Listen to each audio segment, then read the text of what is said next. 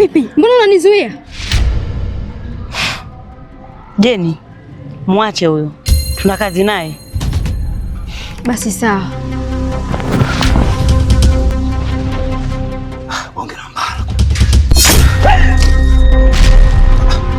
Nyie tena.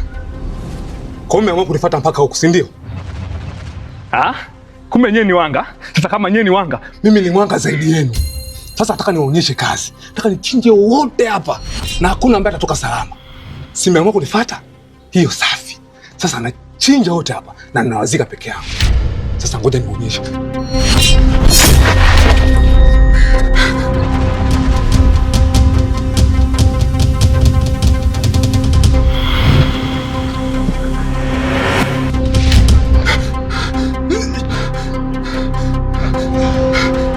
Nyinyi ni kina nani? Oh, unataka kutujua? Lakini mimi nakujua. Wewe unaitwa Seba.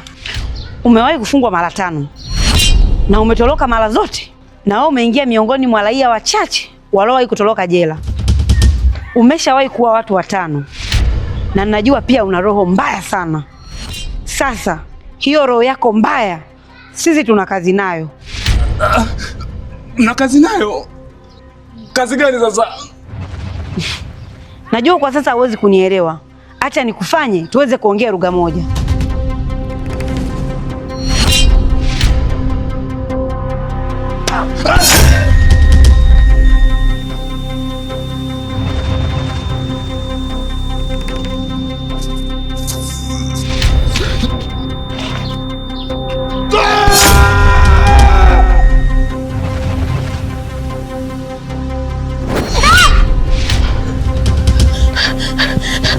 Supu, mtoto mzuri, tumbo inakuuma.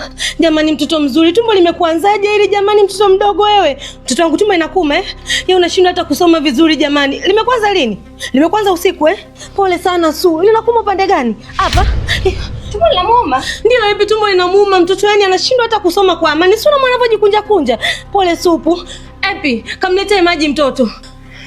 Sawa. Dad. Usiende, mimi tumbo liniuma, mimi niko sawa. Supu, hebu acha kujifanya kama wewe ni shujaa jamani. Tumbo linauma tena, hili tumbo bila maji huwezi kutoboa. Epi, kamletee maji. Aunti Kindege, nimesema mimi siumi. Maji ya nini? Wewe tumbo likuumi? Ndio. Sasa kama tumbo likuumi, hizo kelele ulizopiga ndani za nini? Mimi na mawazo yangu tu. Mawazo? Ndio. Mawazo gani ulionayo wewe? Kwa utoto huo mawazo yapi ulionao humu ndani? Unakula bure, unalala bure, kila kitu unafanywa bure. Kwa mawazo gani ulionayo wewe? Dakindege, huenda pale na mawazo. Wewe tena. Nisikilize wewe. Yaani wewe na huyu wote ni wale wale humu ndani. Nikiongea utaki kutia neno lako. Kwa mawazo yapi alionayo huyu? Humu ndani anakula bure, kila kitu anafanywa bure. Mawazo alikuwa nayo huko kwenye uchokola wake, ndio ambako alikuwa anawaza, aelewe anakula nini, analala wapi. Haya, kama huyu ana mawazo, naye mawazo gani aliyokuleta hapo? Nisikilizeni nyie. Humu ndani nikiwa naongea sitaki mnipandishie neno lolote lile. Wapuzi wakubwa nye, sitaki kuchanganyikiwa mimi humu ndani. Pressure sitaki.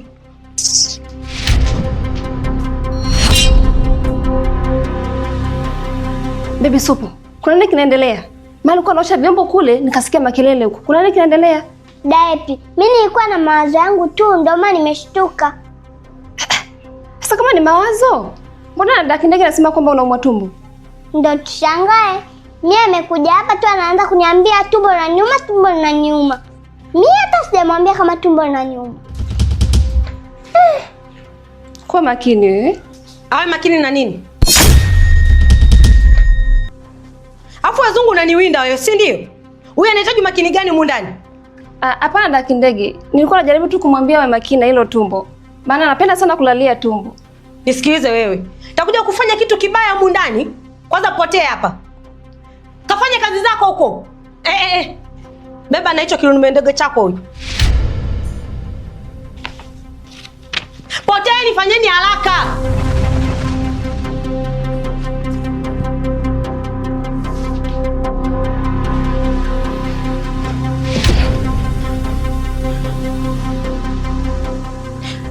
Jenny, hivi una uhakika kabisa ile ulikuwa umenipa ni sumu au ulikuwa ni ugoro? Ndio wewe nijibu tu, ilikuwa ni sumu kweli ile? Mimi nimeuliza nina maana yangu. Yaani Jeni, haiwezekani mtoto juisi amekunywa na amemaliza. Alafu hamna dalili yoyote ile ya mabadiliko. Ndiyo, toka jana ameinywa na hamna dalili yoyote ya kuonyesha kwamba mtu analalamika sehemu yoyote ile.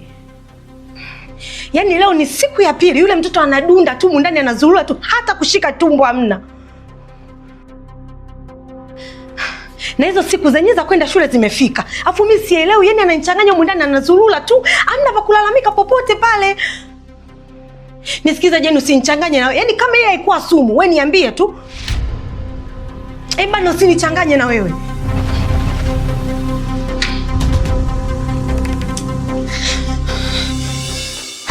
Mke wangu,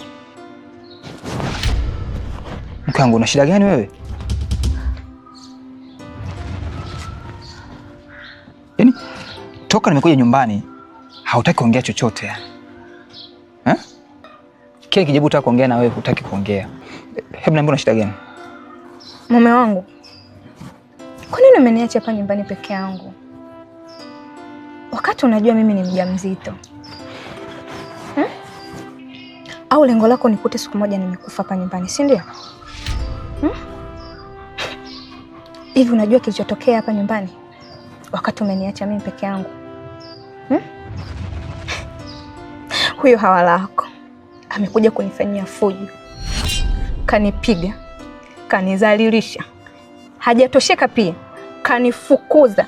Yaani hapa ninapoongea sijui kwamba hata huyu mtoto atakuwa anapumua vizuri. Usishtuke mume wangu. Ninaumia zaidi unavyoumia wewe.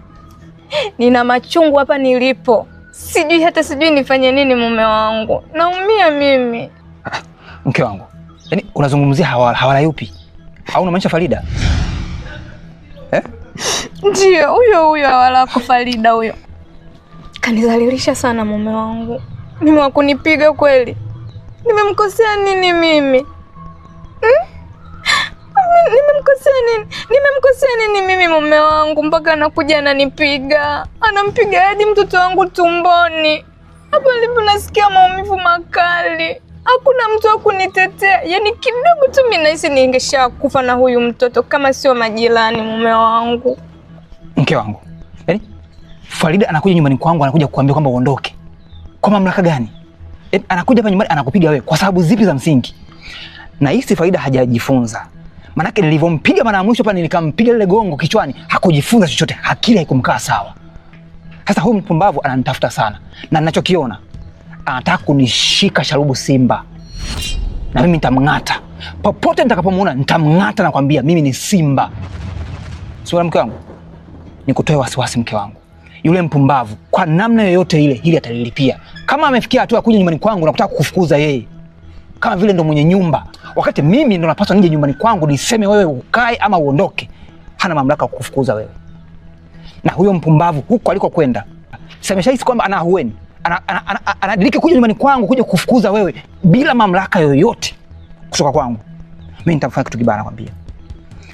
Mke wangu wewe umeamua kuniheshimisha. Una ujauzito, huyo ni mwanangu huyo. Huyo ni mtoto wangu mimi. Hiyo ni familia ya mzee Kanoni hapa. Mimi hapa Kanoni. Kwa hiyo mke wangu, huyo Msukuma itabidi aishi maisha mazuri. Na kwa namna yoyote ile, nitahakikisha kwamba napambana kwa hela yote kuhakikisha kwamba nakuwa salama.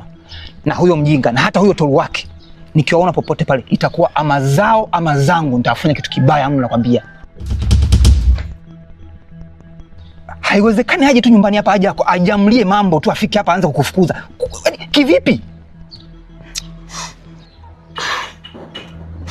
Asante mume wangu kwa kunijali. Najua unanipenda na hautoruhusu bali nipate tena, si ndio? Hauwezi kuniacha tena. Basi niahidi kwamba utaenda kunilipizia kisasi, si ndio? Mke wangu, kidume chako nipo. Kwa usiwe na wasiwasi wowote. Nitahakikisha nafanya kila linalowezekana uwe salama. Na ulinzi upo. Na imetokea kama bahati mbaya tu. Nilienda kupambana kwa ajili ya familia yangu, kutafuta kwa ajili yako mke wangu. Kwa usijali. Hebu naomba uje hapa. Njoo. Hey, njoo. Nakupenda sana. Nakupenda pia mume wangu. Na nikwambie kwamba napambana kwa ajili yako. Hizi siku 2-3 nimekuwa busy sana kuhakikisha kwamba naanza kutengeneza pesa na kuweka akiba kwa ajili yako. wewe na kijacho wetu huyo, maana tuna ugeni muda wowote ule. Kwa hiyo haipaswi huu ugeni uje alafu tukute kwenye mazingira mabaya. Sawa mke wangu? Sawa mume wangu. Na kuhakikisha hilo, nitapambana kila siku kwa jasho la damu ili uhakikishe unaishi maisha mazuri. Na wewe sasa inabidi ubaki salama, na mimi kama mwanaume wako nitahakikisha usalama wako unakuwa mkubwa sana. Na wale wapumbavu nikikutana nao popote pale, na kuahidi mke wangu, ama zao ama zangu, hawawezi kufanya upumbavu kwa mwanamke ambaye ameamua kuniheshimisha mimi. Wewe ndio kila kitu kwangu sasa hivi. Ako kajuni kanakuja hapo. Ndio mume wangu. Yeah, ni kanoni mtupu. Nakupenda sana mke wangu. Nakuonea huruma sana. Mimi hata sikupendi. Lengo langu ni moja tu. Ni wavuruge wewe pamoja na Farida. Sipate amani hata kidogo. Kisha niwaibie kila kitu. Halafu niondoke sana. Au tupate amani hata kidogo. Okay, tuingie ndani. Sawa mume, twende.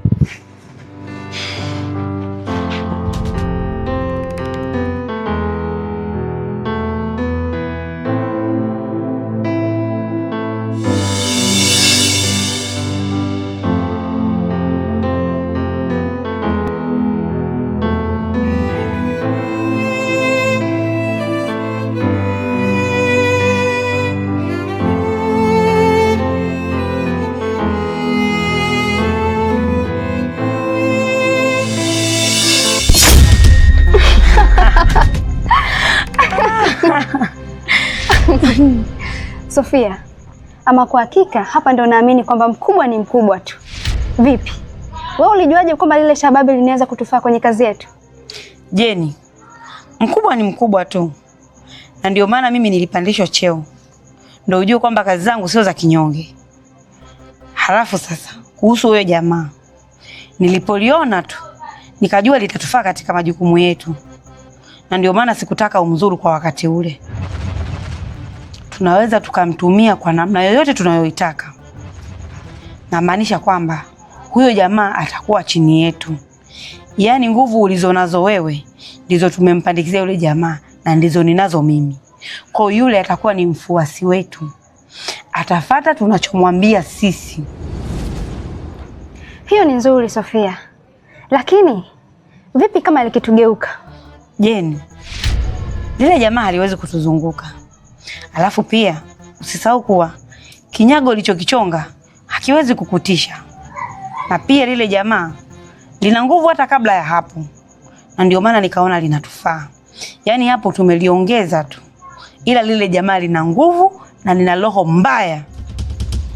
Hivyo basi nimempa zile nguvu ili aweze kucheza kama sisi tunavyocheza.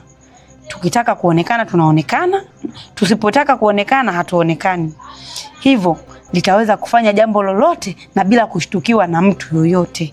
Yaani namaanisha litaingia popote pale linapopataka. Hapa naona jinsi gani kazi yetu inakwenda kuwa rahisi sana. Na swala la kindege na baby supu litakamilika hivi karibuni. Ndio Jeni. Ndio maana tunalitumia lile jamaa ili liweze kurahisisha kazi zetu. Hivyo basi tutalitumia sisi tutakavyotaka. Yaani litafanya tutakavyotaka sisi. Hivyo basi Jeni, si unajua tuna sehemu tunatakiwa kwenda? Nenda kajiandae na mimi niende nikajiandae. Tutakutana huko. Basi sawa Sofia.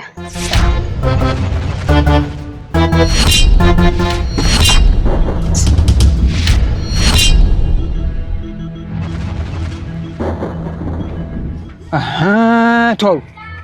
Ni vizuri nimekuona. Nilikuwa nakutafuta kinoma yani. Naomba ndio kumwambia huyo mwanamke wako Farida. Aache kufuatilia maisha yangu. Aache kumfuatilia mke wangu. Kama ataendelea kumfuatilia mke wangu, maana kuna siku mimi nitaenda kufungwa jela kwa sababu yake. Na nitakuja kumkatakata masikio yake mara moja nyumbani kwako hapo hapo. Sitaki ujinga. Wanisikilize Ngosha.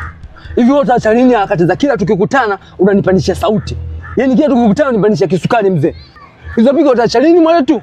Alafu Farida ni mke wako, sio mke wangu. Farida ni mtu wako wewe. Yaani Farida wewe umemuoa mpaka serikali inajua kwamba wewe ndio umemuoa mzee. Inakuwaje unaniambia mimi Farida mke wangu? Hivi una akili wewe? Unajitambua mzee? Unasema mke wangu yupi? Angekuwa mke wangu asingekuwa nyumbani kwako hivi sasa. Angekuwa pale nyumbani kwangu. Na hawezi kuwa mke wangu maana alinisaliti. Unanielewa vizuri? Hawezi kuwa mke wangu kwa sababu alinisaliti, nimekwambia. Naweka msisitizo kwenye hilo. Kwa hiyo cha kufanya nenda kamwambie mara moja. Aache kufuatilia maisha yangu mimi pamoja na mke wangu. Tena nenda kamwambie maana jana nyumbani kwangu alikuja, akafanya fujo nyingi sana, kamfanyia fujo mke wangu. Na ana bahati sana, alikuja nyumbani kwangu hakunikuta. Na kama angenikuta, nilikuwa nakatakata masikio yake na achoma nyama. Maana hawezi kusikia. Yaani umwanike uniongo damatwi, hawezi kusikia, ni mshenzi sana. Na tena naomba uende kumsisitizie, umwambie kwamba mke wangu hivi sasa ana ujauzito. Anatarajia mtoto. Mtoto wangu mimi Msukuma, mtoto wa kanoni. Mwambie asije tena kaja nyumbani kwangu akamletea vurugu mke wangu. Ikatokea ujauzito wa mke wangu umeharibika kwa sababu yake, kwa sababu ya Farida mke wako, nitakupiga wewe, yeye na ukoo wako mzima. Utanitambua. Sipendi kuchezewa kwa maisha yangu. Kumbe Ngosha mwanangu, mtambo wako mwanangu umefeli wewe. Kwa imefikia stage mwanangu lishangingi, mwanangu umelipa mimba. Yaani malaya yako ndio umempa mimba. Nisikize kwamba kitu kimoja Ngosha. Farida ni mke wako. Farida anakubelieve mzee. Kwa nini mwanangu unambelieve mshangingi kuliko mke wako Ngosha wewe? Alafu nikwambia mangapi kwamba Farida ni mke wako sio mke wangu mimi Ngosha. Ngosha nisikilize Ngosha. Farida anakubelieve sana kicha wangu. Farida anakupenda kuliko mwanamke yote mwanangu. Mpaka ameamua kutoka kwao kuja kwako kwa sababu anakupenda. Kwa changamoto ambazo zinatokea mwanangu unashindwa kutumia akili, unatumia hasira, afu dakika za mwisho lishangingi mwanangu tu unakuja unalipa mimba, afu unakuja unalisamini mwanangu unakuwa unafeli. Alafu Ngosha, yule malaya tu mwanangu. Yule malaya hana chochote Ngosha, yule Farida amemuoa mwanangu. Mbona uelewi Ngosha? Tolu. Shika heshima. Heshima iweke akilini mwako. Usirudie tena kumuita mke wangu malaya, mke wangu kahaba. Nitakuumiza. Huwa naongea mara nyingi kukuambia kwa mdomo. Nitakuumiza Tolu. Umesahau nilivyopiga na kigoda mara mwisho? Nitakuumiza nakwambia. Sipendi ujinga kabisa. Kamwambia huyo Farida na wewe weka klini. Mke wangu hivi sasa ni mjamzito. Na kama ni mjamzito hapasi kupewa buguza yoyote kutoka kwenu ama mtu yoyote yule.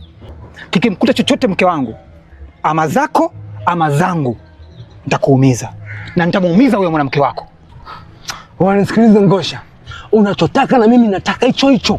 Yaani ukitaka mbili mwanangu mwenye nataka hiyo kichaa wangu.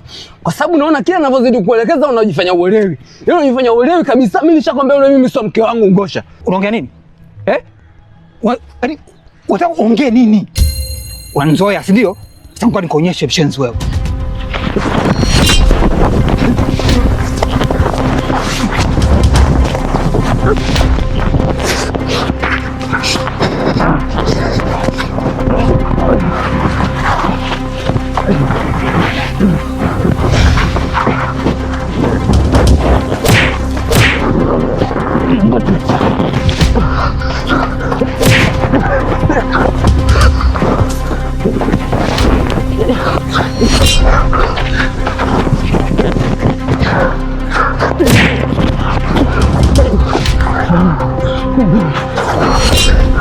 Mshamba!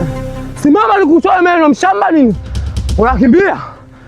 Ngosha yeye jesha mpaka ishe mzee. Yaani ungekaa ungetulia nikakupasua mji wewe. Unachukulia poa. Wa chocolate kala nini kichaa wangu? Malaya njano mshangingi wa keka Buguruni Mombasa wewe. Mpaka unanibia miki atu changu mwanangu.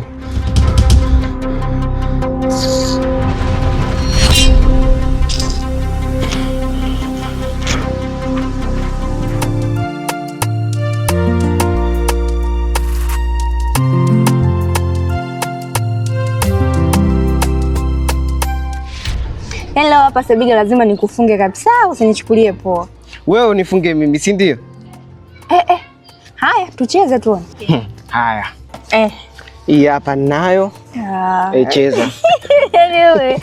Unanifunga kila.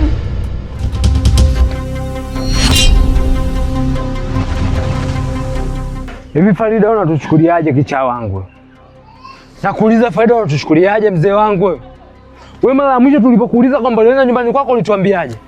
ina maana utudanganya, si ndio? Wewe ulikataa kabisa ukasema kwamba hujaenda nyumbani kwako. Kwa ina maana utudanganya. Nyumbani kwangu? Hapana, mimi sijaenda huko. Unakataa tena. Yaani unakataa tena kwamba hujaenda nyumbani kwako, si ndio? Yaani mara ya kwanza umetukatalia kwamba hujaenda nyumbani kwako, mara ya pili na hapa nakuuliza nipo serious kabisa sicheki, unakataa tena, si ndio? Kwa hiyo unahakika kabisa kwamba wewe kwenda nyumbani kwako. Kwa hiyo Farida, ina maana ulienda nyumbani, si ndio? Sasa kama hujaenda blaza kajuaje? Alafu tulisema mambo yakishakuwa sawa ndio utaenda nyumbani. Sasa kwa nini ulitudanganya? Ulituona sisi ni watoto wadogo, si ndio? Lakini Sebiga, mimi nyumbani kwangu sijaenda. Mimi nilivyotoka tu hapa nikaenda nikatembea huko ndo nikawa nimerudi. Mimi huko sijafika hata. Nisikilize Farida. Uongo wako naomba uache kabisa ni. Kwa sababu hapa mimi ninachokizungumza na uhakika nacho kabisa ni. Wewe umeenda nyumbani kwako, ukaja ukatuambia kwamba hujaenda nyumbani kwako. Ili hali tulizungumza kwamba hauwezi kwenda nyumbani kwako mpaka upone, mpaka mambo atakapokuwa sawa, lakini wewe umekaidi amri. Sasa nisikilize. Hapa sasa hivi unaponiona hapa mimi nimetoka kukutana na mume wako huko hodi. Na tumepigana vibaya mno. Yaani tumepigana mkono ninavyokuambia nimeumiza. Na nahisi hapa sasa hivi hanacho cha kusimulia mbele ya mke wake, si ya wake. Kwa sababu tumepigana vibaya mno, ni mpaka kiatu changu kimetengeuka, ni mpaka kimeharibika kiatu changu. Ina maana ugomvi ulikuwa sio kitoto. Alafu Farida, kibaya zaidi Ngosha ametoa ilani ya kwamba akikukuta popote anakuumiza. Kwa sababu umefika pale kwake, umempiga mke wake yule ambaye hawala wake yule, si mara ya mwenzake yule, umemuumiza. Mpaka majirani wameenda wametetea ugomvi, na maana ugomvi ulikuwa sio kitototo. Sasa amesema popote akikukuta atakuumiza. Na huo utoto ambao umeufanya, kwa sababu mimi ndio nilishazungumza kwamba itakiwa hapa kutoka na umekuja mtudanganya. Nimempiga mke wake? Yaani mimi ndo nimempiga au yeye ndo alinitia mwizi? Amekuitia mwizi? Ndio alinitia mwizi. Yaani mimi nilivyofika pale akanikuta, kwa alivyonikuta kama amenitia mwizi. Hata hivyo mimi sikwenda kule kwa nia mbaya. Nilienda kuchukua nguo zangu kwa sababu kila siku navaa nguo hii. Kwa nikaona nikachukua nguo zangu pamoja na nguo za ndani, pia na mafuta. Unajua mimi ni mtoto wa kike huku nimekuja bila chochote. Kwa sikwenda kwa nia mbaya.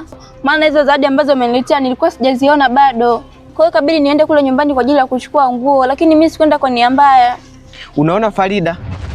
Yule msichana kakuitia mwizi. Je, angekuwa pale?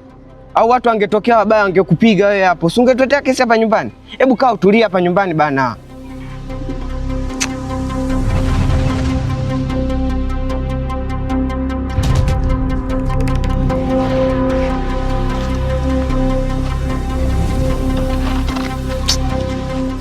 Leta na hizo hapo za kwako tuchange. Leta. Shika hizi hapo.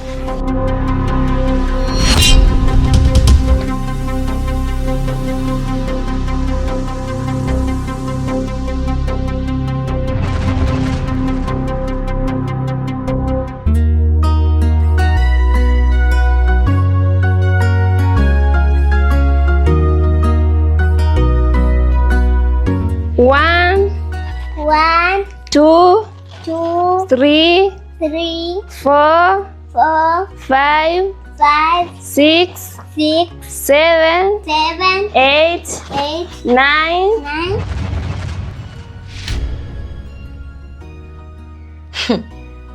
Wao Ticha Zungu, kumbe una vipaji vingi eh? Hasa kwa nyumba za watu ulikuja kufanya nini? Kumbe na ualimu unao. Bati sio kilichonileta hapa. Kwenye nyumba tuna njaa na giza limeingia. Vipi? Hatuli? Tunakula na isitoshe chakula kiko tayari.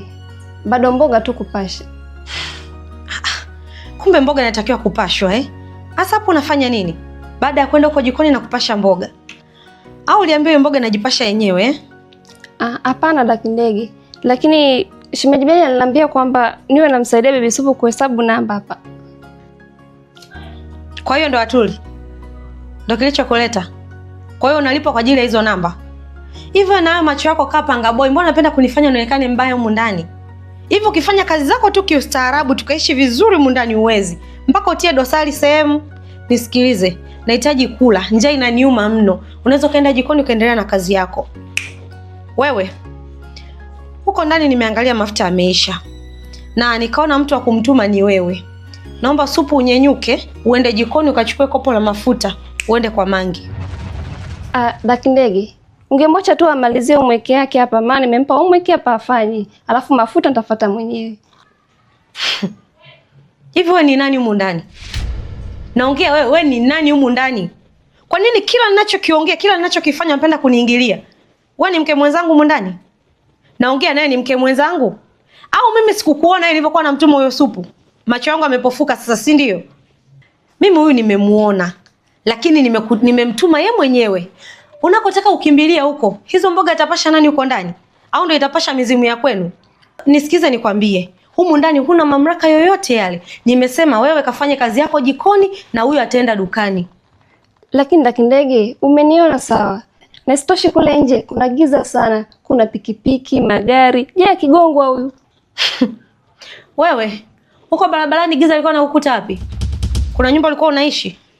Nisikilize wewe. Huyo ni chokolaa. Na toka enzi za huko nyuma, giza kwake ni kama fashion tu. Kwa hiyo sidhani kama kuna giza la kumtisha huko nje. Na hivi ni mapema sana. Kwa anaweza akaenda akajilinda mwenyewe na akarudi. Ninachotaka ni mafuta. Na usiniingilie kwenye kila neno langu ninalolitoa. Oya, fanya unyenyuke. Uende liko kutuma.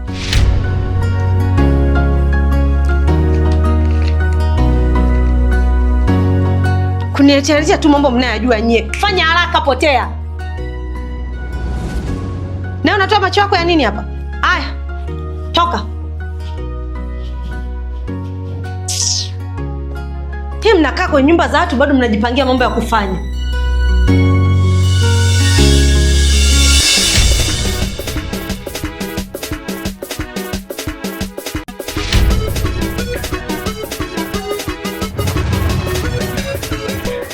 Watoro.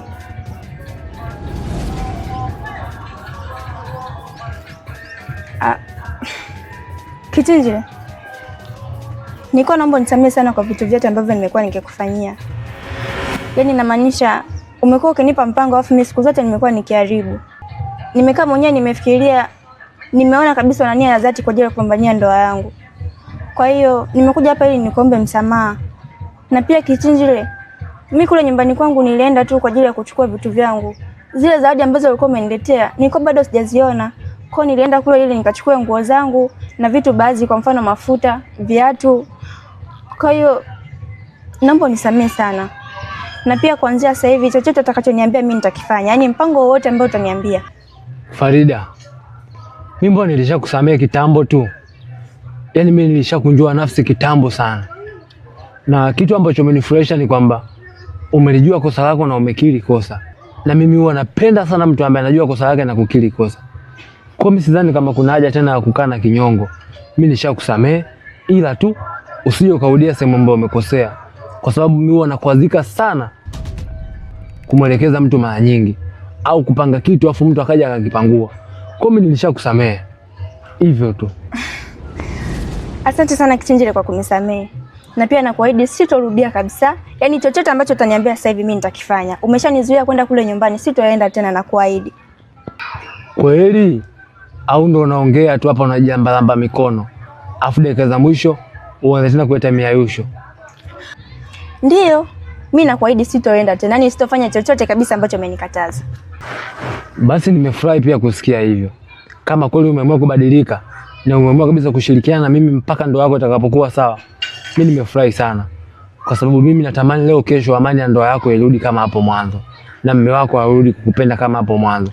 Kwa kuwa umekubali kushirikiana na mimi, sitegemei tu ukakengeuka. Yaani baadaye tukapanga tena mpango, ukaja ukazingua kwa sababu katokea tena umerudia. Ina maana hapo utakuwa tena umenikwaza na sidhani kama kuna haja tena na msamaha. Kwa hiyo mimi nimefurahi kama kweli umeamua kubadilika. Sawa. Kichinjile, samahani. Kule ndani nimeona kuna nguo zako chafu. Vipi? Naweza kukusaidia kufua? Hapana Farida. Mimi nadhani tungeachana nazo kwa sababu mdogo wangu Sebiga huwa ananisaidia kuzifua. Kwa hiyo mimi nadhani atazifua yeye. Ungeendelea tu na wakati nyingine na mambo mengine. Yaani na majukumu ya hapa nyumbani tu, madogo madogo. Kuhusu nguo atazifua mdogo wangu Sebiga. Wewe Kichinjile wewe. Kwa nataka kuniambia nguo zako atakufulia mdogo wako? Hembo acha bwana hizo mambo. Mimi sasa hivi nipo hapa nyumbani, majukumu yote hapa nyumbani natakiwa kufanya mimi kwa sababu mimi ni mtoto wa kike. Alafu mimi tayari nishakuwa familia. Kwa mimi sidhani kama kuna ubaya wote kufua nguo za kakaangu. Naelewa Farida, lakini yule mdogo wangu ni muda mrefu sana ananifulia. Kwa hiyo mimi sidhani kama kuna ubaya yeye kunifulia mimi nguo zangu. Wewe ungeendelea tu na majukumu mengine kama nilivyokuambia. Atazifua usiwazo wala nini. Wewe hebu muonee huruma basi, yule ni mtoto wa kiume afu mimi mtoto wa kike nipo nyumbani. Yaani kuanzia sasa hivi majukumu yote hapa nyumbani natakiwa kuwafanya mimi kwa sababu mimi ni mtoto wa kike. Hebu acha hizo mambo bana. Mimi naenda kuchukua nguo naenda kuziforce nitanie. Ngoja kwanza basi Farida. Basi sawa. Ngoja kwanza kuna vitu vyangu nataka nivitoe katika zile nguo. Sasa unaenda kutoa vitu gani kwenye nguo chafu jamani? Wewe nawe bwana. Nenda kutoa boksa zangu. Hii. Yaani huyu kununulia wenzake tu nguo za ndani, lakini yeye sasa kufua tu za kwake za ndani hataki. Haya.